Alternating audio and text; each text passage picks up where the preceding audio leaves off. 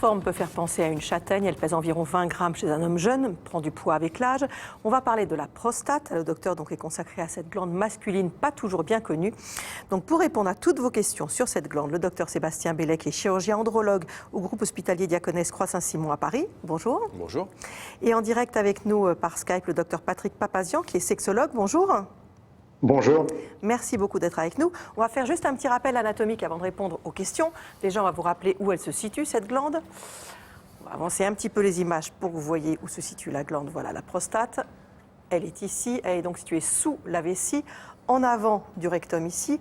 Et ce qui est important, c'est ce canal ici, qui est l'urètre, qui va permettre d'éliminer les urines chez l'homme. Et on imagine bien que des lésions au niveau de la prostate peuvent venir ici comprimer cet urètre. Alors, il y a plusieurs fonctions à cette prostate. La première, en fait, c'est que ça va sécréter en permanence du liquide séminal qui va venir ici remplir les vésicules séminales, donc servir de réservoir. Et évidemment, on va avoir un chemin inverse lors de l'éjaculation avec ce liquide séminal qui va venir avec les spermatozoïdes former le sperme. L'autre aussi capacité de la prostate, c'est de se contracter lors de l'éjaculation. Alors il y a deux soucis, deux pathologies principales dans cette prostate. La première, c'est ce qu'on voit ici, c'est l'hypertrophie bénigne de la prostate, l'adénome de la prostate qui va avoir une évolution centrale et vous l'avez vu, qui va comprimer ici l'urètre dont Marina a parlé en créant des troubles de l'urine. Alors le cancer de la prostate, lui, il se développe plutôt à partir, vous allez voir ça, de la zone périphérique. Voilà, et donc on imagine bien que ça peut venir comprimer en arrière ici un petit peu le rectum. Et ce qui est important, c'est qu'on comprend mieux à quoi sert le toucher rectal. Oui, parce qu'effectivement, vous l'avez dit, le rectum est juste ici, donc ce qui permet avec le doigt, la pulpe du doigt du praticien, de venir palper ici cette prostate. Alors par exemple, dans le cas d'un cancer, il peut y avoir un aspect un petit peu pierreux de cette prostate. Voilà, c'est un cancer d'évolution en général très lente. On commence avec cette question de Ninon. Est-ce que le seul fait d'avoir besoin d'uriner en pleine nuit est le signe d'un problème de prostate ? Non. Alors, la nécessité d'avoir à se lever la nuit pour aller uriner peut être liée à une augmentation du volume des urines. Donc, il faut chercher du côté du syndrome des apnées du sommeil. Parce qu'en fait, avec les apnées du sommeil, le fait de manquer d'oxygène, l'organisme se défend en sécrétant plus d'urine pour diminuer la quantité de sang à faire circuler par ce cœur qui manque d'oxygène. Et donc, c'est très souvent les mêmes personnes, c'est-à-dire les hommes qui ont passé la cinquantaine, surtout s'ils ont un peu de surpoids ou le cou un peu court, qui vont avoir du mal à bien respirer la nuit et qui vont avoir besoin de se relever la nuit pour uriner. Dans ce cas-là, c'est plutôt des mictions importantes la nuit et pas quelques gouttes. Ce qui est plutôt symptomatique de la prostate et des problèmes de prostate, c'est d'avoir besoin de se lever la nuit pour des petites quantités et de quitter les toilettes avec la sensation que la vessie n'est encore pas vide. D'accord. Des sensations de brûlure lors de la miction sont-elles un signe d'un problème de prostate ? Alors oui, les sensations de brûlure au moment de la miction peuvent être liées à l'adénome de prostate, ce qu'on vient de voir, l'hypertrophie, puisque le canal est serré, les urines passent plus vite à cet endroit-là, la même quantité d'urine doit passer plus rapidement, et ça donne une sensation d'échauffement ou de brûlure, accompagnée d'une sensation d'avoir besoin de créer un effort pour que les urines sortent. Mais il faut quand même s'assurer qu'il n'y ait pas une chose très fréquente qui est l'infection des urines, et une chose qui est moins fréquente mais qui est grave, qui est le cancer de la vessie, qui peut aussi donner des brûlures. Et donc quand on a des brûlures urinaires, plutôt que de se dire ça va passer, c'est bien d'aller voir son médecin généraliste. L'infection des urines qui est quand même moins fréquente que chez la femme. C'est beaucoup moins fréquent que chez la femme grâce à la prostate, puisque les sécrétions qui sont produites en permanence sont notamment des sécrétions à visée antiseptique. On nous demande si le cancer de la prostate est héréditaire. Il y a des formes héréditaires de cancer de la prostate, surtout dans les familles où les cancers de la prostate arrivent jeunes, aux alentours de la cinquantaine, parfois moins. Et on considère que c'est une forme familiale quand il y a plus de 2 affiliés au premier degré atteints d'un cancer de prostate, affiliés au premier degré au patient que l'on suit qui a lui-même un cancer de prostate. C'est-à-dire le père et un frère, ou bien le père et un oncle paternel.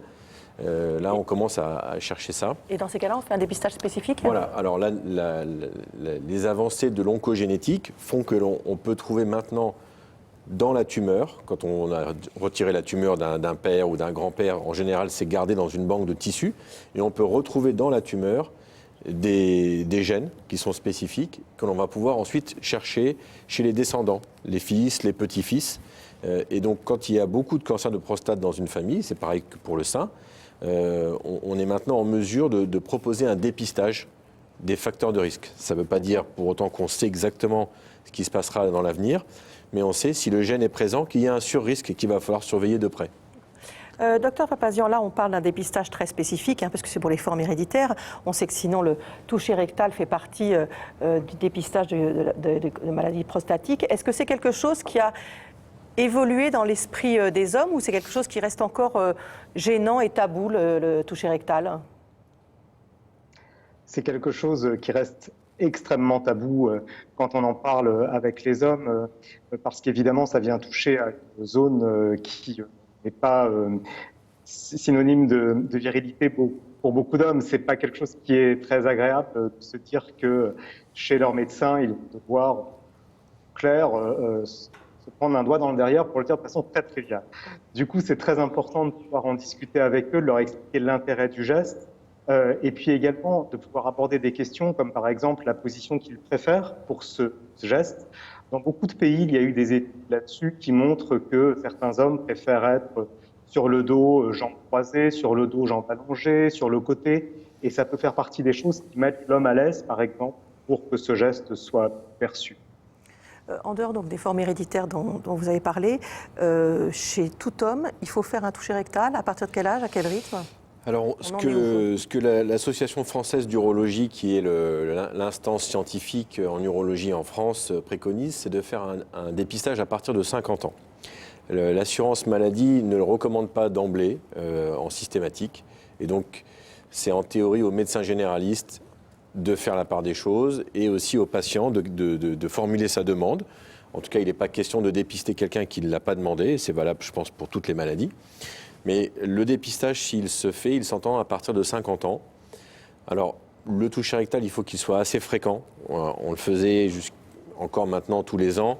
Mais probablement que chez les hommes qui ont un PSA qui est bas et qui n'évolue pas, l'examen n'est pas utile à être. C'est pas utile que ce soit répété tous les ans. Par contre, devant toute augmentation du PSA, ou chez un patient c'est un marqueur important. Donc ça, on le trouve sur une prise de sang. C'est ça. Donc c'est une prise de sang qui permet de nous dire s'il y a ou non un surrisque d'existence de cancer. Quand le PSA est élevé, à ce moment-là, on fait l'examen pour voir si on trouve cette lésion que vous avez montrée tout à l'heure, qui est, dans la majorité des cas, c'est une lésion qui est postérieure. Chez un patient qui n'a jamais été examiné, c'est bien de le faire une première fois parce qu'il y a des formes de cancer de prostate qui ne font pas monter ce marqueur sanguin qu'on appelle le PSA. Et le PSA une fois par an? Le PSA une fois par an. Alors le PSA, ça n'est pas un marqueur du cancer de prostate, c'est un marqueur de l'activité dans la prostate. Ça peut monter pour plein de raisons. Donc il ne faut pas se le faire doser et ensuite l'interpréter seul à la maison. Mais le rythme d'une fois par an, c'est le rythme qui est préconisé. Docteur Papazian, on a parlé de tous les troubles qui peuvent exister avec l'adénome ou le cancer de la prostate. Est-ce qu'il y a des troubles sexuels éventuellement qui peuvent révéler des problèmes prostatiques? Oui, très certainement. Et ça fait partie des grandes avancées, on va dire, de ces dernières années, c'est qu'on écoute davantage maintenant nos patients. Et ça fait longtemps que les hommes décrivaient, en cas d'adénome par exemple, des éjaculations qui étaient moins puissantes, moins abondantes, moins agréables, ou des troubles de l'érection associés. Et on connaît mieux maintenant finalement le pattern, l'ensemble de ces symptômes, avec parfois des causes communes aux deux, sur lesquels on peut intervenir, par exemple comme le syndrome métabolique, qui peut être à la fois une cause d'adénome de la prostate et de troubles de l'érection. Je parlais tout à l'heure dans l'introduction de deux pathologies, l'adénome d'un côté et le cancer de l'autre. Les deux n'ont aucun rapport, ou un adénome peut-il se transformer ou se cancériser, entre guillemets? Non, alors il n'y a aucun rapport entre les deux. Mais par contre, ce que vient de dire le docteur Papazian, c'est que ça s'adresse à des hommes du même âge, des hommes d'âge mûr, d'à peu près la cinquantaine. C'est à cet âge-là qu'on commence à avoir et les problèmes d'adénome avec des problèmes urinaires et un surrisque d'avoir un cancer de prostate par rapport à des hommes plus jeunes. Et donc, le patient ne vient pas toujours avec le diagnostic à la disposition du praticien. Et souvent, on a affaire à un ensemble de symptômes qui sont en lien ou non les uns avec les autres. Et la consultation sert notamment à ça, à comprendre si c'est un problème d'adénome, un risque de cancer ou d'autres pathologies prostatiques moins graves comme la prostatite chronique ou d'autres.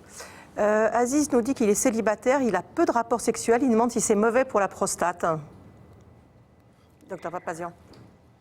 Alors non, déjà on va lui dire clairement que c'est pas mauvais pour la prostate. Maintenant, ce qui sème le trouble, c'est qu'il y a eu des études qui montrent qu'un nombre important d'éjaculations mensuelles permettrait de réduire le risque de cancer, et on a presque un peu culpabilisé les hommes avec ça, avec notamment un travail américain il y a quelques années qui disait qu'au-delà de 21 éjaculations par mois, on avait une diminution de 30% du risque de cancer. Je crois qu'il faut vraiment prendre ces données avec des pincettes. C'est clair que pour la vie en général, avoir une activité sexuelle, ça peut être bien, ça peut être épanouissant, mais on peut tout à fait ne jamais avoir de problème de prostate, même en ayant très peu d'activité sexuelle ou d'éjaculation. On demande quels problèmes peuvent survenir dans la vie d'un couple après une opération de la prostate. On va écouter un témoignage. Oui, parce qu'avec près de 50 000 nouveaux cas diagnostiqués chaque année, le cancer de la prostate est le cancer le plus fréquent chez l'homme, mais heureusement, ce n'est pas le plus mortel. Chez certains patients, le traitement passe par une opération chirurgicale qui peut avoir des séquelles importantes, à savoir des fuites urinaires ou encore même des troubles de l'érection. C'est le cas pour Gérard, qui a accepté de témoigner en compagnie de son épouse. Chloé Buffard, Marc Lavastrou et Olivier Laporte l'ont rencontré chez lui.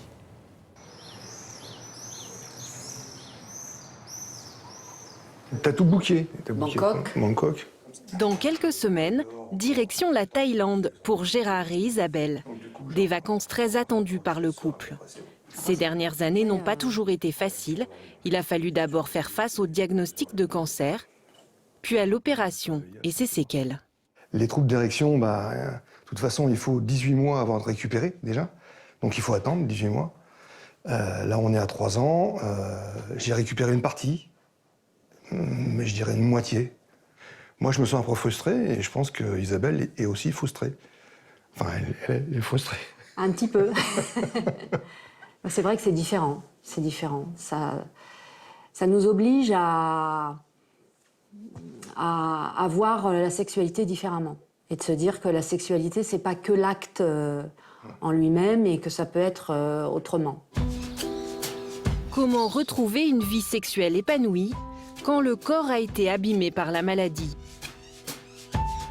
Depuis l'opération, Gérard a besoin d'une aide médicale pour avoir une érection. Et en 3 ans, il a tout testé.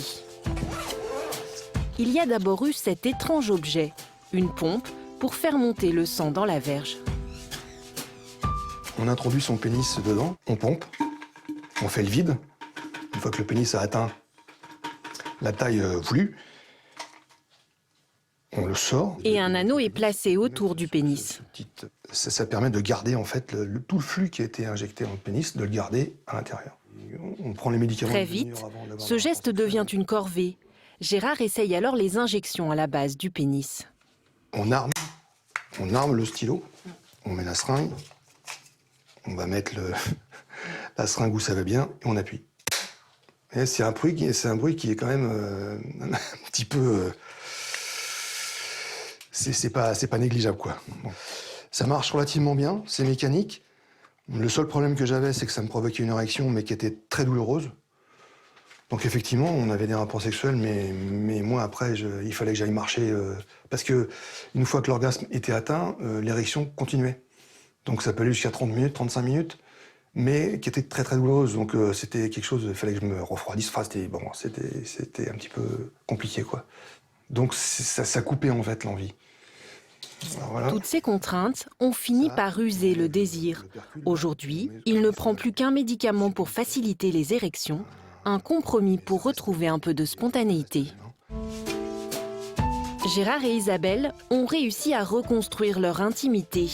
Un défi après 40 ans de mariage, 2 enfants et une vie déjà bien remplie. Les soucis, ça renforce le couple ou ça le détruit. Donc ça nous a renforcés à chaque fois. On ne dit pas qu'on n'a pas été linéaire, on a eu des hauts et des bas, mais C'est plus de haut que de bas. C'est une épreuve de plus, quoi. Mais on l'a vécu à 2. Hein. On est ensemble encore. Comment vous dire? Malgré les séquelles, Gérard ne regrette pas l'opération. Non. Il espère avoir gagné du temps aux côtés de sa femme Isabelle. Ces troubles qui sont quand même fréquents, hein, ça intervient comment dans la préparation de la chirurgie avec les patients et son épouse s'il y a? Alors, de ce point de vue, on est un petit peu en retard dans la prise en charge des hommes par rapport à la prise en charge des femmes pour le cancer du sein. face à l'annonce du cancer, pour les femmes, on leur explique déjà ce qu'on va faire, ce qu'on va chercher, les marqueurs, la sensibilité aux hormones, qui va les irradier, s'il faut les irradier, et ensuite qui va les reconstruire. Les hommes, on leur donne le diagnostic d'un cancer souvent qu'on ne sent pas comme le cancer du sein, c'est la prise de sang.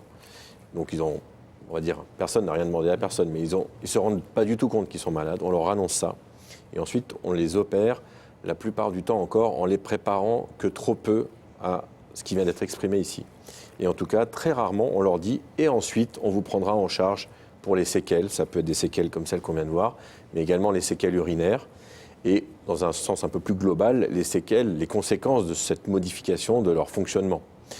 Et donc, on est en retard pour ça, on essaye de combler ce retard, d'une façon pratique, en communiquant quand on se réunit entre urologues tous les ans, pour essayer de faire émerger la nécessité de prendre en charge les gens en leur expliquant avant ce qui va se passer, et pour essayer aussi de faire rentrer dans un cadre un peu protocolisé la prise en charge après, parce que tout ce qui vient d'être dit, chaque petite chose a son importance. On voit que ça impacte beaucoup le couple, et néanmoins, pour l'instant, au moment de l'annonce, on délivre l'annonce, il y a un cancer, voilà comment on va traiter, mais c'est très rarement exprimé pendant cette consultation, il est très rarement exprimé ce qu'il va falloir faire, les conséquences sur le couple et tout ça. Donc on est encore en retard. Et en sachant que c'est un cancer qui est beaucoup moins mortel que le cancer du sein, par exemple, est-ce qu'il y a des patients qui vous disent non, je ne me fais pas opérer, si je dois avoir, surtout des patients jeunes, si je dois avoir ces séquelles après? Bien sûr, on a des patients qui ont des projets de procréation, et qui ne veulent pas avoir recours à l'aide à la procréation, donc qui veulent pouvoir garder encore leur sexualité spontanée, leurs éjaculations, et qui nous disent donnez-moi encore un an, on a ça comme demande. Et puis on a des hommes qui veulent réfléchir, qui se tournent vers les traitements un peu ésotériques du cancer de la prostate. Et donc c'est aux médecins de montrer qu'ils ne sont pas trop fermés, et de se mettre aussi un peu à la place des patients pour essayer de les accompagner, les aider à prendre leurs décisions. Heureusement, le témoignage que vous montrez finit par que le patient ne regrette pas d'avoir été opéré. Mais on a quand même des patients qui le regrettent, et quand on s'occupe d'eux après le cancer, on doit quand même leur montrer que la plupart des patients qui ont été opérés, s'ils n'avaient pas été opérés, ils auraient eu une évolution inéluctable de cette maladie. Mais tout ça nécessite d'être expliqué, et on s'adresse à des gens qui sont des adultes, qui sont à même de comprendre, et donc il faut leur donner les bénéfices et les conséquences négatives de leur traitement avant qu'ils puissent faire leur choix entre la chirurgie, les rayons, l'abstention. C'est quand même aux patients de décider. Docteur Papazian, vous avez beaucoup dans vos patients de gens qui vous racontent cette souffrance après l'opération? Oui, beaucoup d'hommes et de couples qui en effet disent exactement ce qu'a dit le docteur Bellet, c'est-à-dire si j'avais su, je ne sais pas si je serais passé par là, pourquoi est-ce qu'on m'en a pas plus parlé avant, et du coup on doit nous faire ce travail d'explication, de pédagogie et puis d'accompagnement, leur montrer qu'on prend ce sujet très au sérieux, qu'on va se battre à leur côté avec toutes les armes disponibles pour leur redonner une sexualité de qualité. Mais ça nécessite du temps, de la patience, et c'est ce qu'expliquait Gérard dans le témoignage, c'est-à-dire que des fois, ça met plusieurs années. Il faut s'armer de patience. On nous demande quels troubles sexuels sont engendrés par des problèmes de prostate. Là, on a bien entendu parler de ces troubles de l'érection. Est-ce qu'il y a d'autres conséquences des traitements des maladies prostatiques? Alors oui, notamment sur l'éjaculation qui est un peu parfois le parent pauvre, je trouve, dans la sexualité masculine. On parle beaucoup des troubles de l'érection parce qu'on a des médicaments efficaces, mais l'absence d'éjaculation, que ce soit lié à une éjaculation rétrograde, comme on dit. Donc dans la vessie, en fait. Exactement. Ou alors l'absence d'éjaculation par anéjaculation, parce qu'on a enlevé la prostate, par exemple. C'est pas du tout anodin dans la sexualité masculine, et je crois qu'il faut prendre le temps d'expliquer aux hommes que ça ne signifie pas l'absence d'orgasme. L'orgasme et l'éjaculation, c'est pas la même chose, même si ça arrive en même temps, lorsqu'il y a éjaculation. Mais du coup, c'est toute une pédagogie à faire et qui prend du temps, qui ne se fait pas en une seule consultation. Je reviens sur ces séquelles, donc troubles de l'érection et troubles de l'éjaculation. C'est inéluctable? C'est-à-dire que chaque chirurgie donne 100% de ça? Ou alors il y a des chirurgies avec peu de séquelles? Alors, il faut faire la part des choses entre les deux maladies, adénome, qui est bénin, et le cancer. Pour chacune de ces deux maladies, il y a deux opérations différentes. Pour l'adénome de prostate, on a vu tout à l'heure le court extrait de l'opération au laser. on enlève le centre de la prostate et ça provoque l'éjaculation rétrograde. Parfois aussi des problèmes d'érection, dont on parle un peu moins souvent, par l'effet thermique du laser, de la résection. Donc là, c'est surtout une grande majorité de patients qui vont avoir une éjaculation rétrograde, comme l'a dit le docteur Papazian. Donc il y a quand même la sensation de l'éjaculation, mais le sperme remonte dans la vessie. Et par contre, les problèmes d'érection sont rares, les problèmes de continence urinaire extrêmement rares. Pour le traitement du cancer de la prostate, la plupart des patients ont des troubles de l'érection au moins au départ, et il y a une récupération qui s'opère entre le 10e et le 18e mois, de façon spontanée, quand un ou les deux nerfs ont pu être préservés. Donc ça dépend de l'agilité de l'opérateur, de son instrumentation. Le robot fait peut-être mieux de ce côté, mais ça nécessite encore d'être prouvé. Mais ça nécessite aussi du type de cancer. On ne peut pas proposer la même opération à tout le monde. Certaines zones de la prostate, quand elles sont atteintes du cancer, font qu'on ne pourra pas garder les nerfs. Ça, c'est pour les problèmes d'érection. Les problèmes d'éjaculation, après l'opération du cancer de la prostate ou après la radiothérapie du cancer de la prostate, il n'y en a plus. C'est l'anéjaculation. Docteur Papazian, Ludovic demande si tous les hommes sont réceptifs au massage de la prostate. Alors, est-ce que c'est sur un plan plaisir ou sur un plan thérapeutique dans le cadre d'une prostatite? Je pense que la question, c'est sur le plan plaisir, hein, je pense. Alors non, la réponse est clairement non. C'est quelque chose qui est très personnel, individuel. Je crois qu'il faut arrêter avec le diktat de l'orgasme prostatique qui serait le saint graal de la sexualité masculine. Il y a beaucoup de pression là-dessus auprès des hommes, mine de rien. Certains hommes vont avoir envie d'aller explorer de ce côté-là et du côté de la prostate. D'autres ne le feront jamais. Je ne crois pas que les uns aient une sexualité plus épanouie que les autres. Donc, un peu de liberté. Non. Et un peu de liberté, ça nous ferait du bien par les temps. La prostate est pas innervée, si? Alors la prostate contient des fibres musculaires lisses et donc il y a des phénomènes de contraction et de relâchement de la prostate qui donnent des sensations. Et puis le massage de la prostate implique également les fascias qui sont de part et d'autre de la prostate. Et donc c'est une zone qui est assez innervée. On nous demande quels aliments privilégier pour préserver sa prostate. Alors pour préserver la prostate du cancer de la prostate, c'est assez simple. C'est le même régime que celui qui préserve les coronaires. Et c'est le même régime que celui qui préserve les intestins, le côlon, du risque de cancer. C'est-à-dire plutôt de l'huile d'olive et pas des huiles polysaturées, plutôt pas très riche en viande, plutôt riche en poissons gras, fruits et légumes.